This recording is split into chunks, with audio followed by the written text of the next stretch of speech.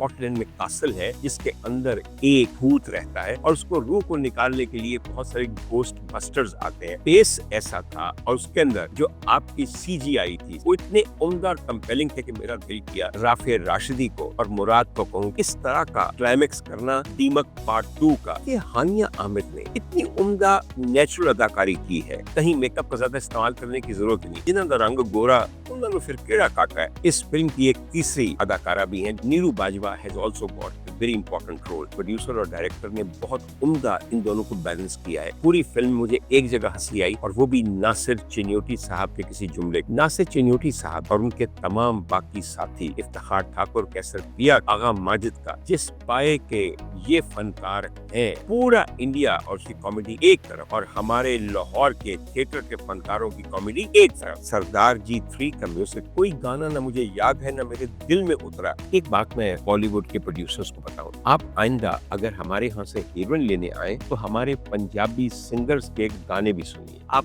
बिल्कुल डॉक्टर उमर आदिल के इस मशवरे पे अमल करके देखें, फिर देखो ਜਿਹੜੀਆਂ ਫਿਲਮਾਂ 'ਚ ਕਸਾਂ ਰਹਿ ਗਈਆਂ ਨਾ ਉਸ ਤੋਂ ਇੱਕ ਗੱਲ ਬਹੁਤ ਅੱਗੇ ਨਿਕਲ ਜਾਏ। ਮੇਰੇ ਕਹਿਣ ਤੇ ਇੱਕ ਗਾਣਾ ਵਿੱਚ ਨਸੀਬੋ ਲਾਲ ਦਾ ਰੱਖੋ ਤੇ ਫਿਰ ਦੇਖੋ ਹੁੰਦਾ ਕੀ ਹੈ। ਅੱਗ ਨਾ ਲੱਗ ਗਈ ਨਾ ਤੇ ਮੇਰਾ ਨਾਂ ਬਦਲ ਦਿਆ ਜਾਏ।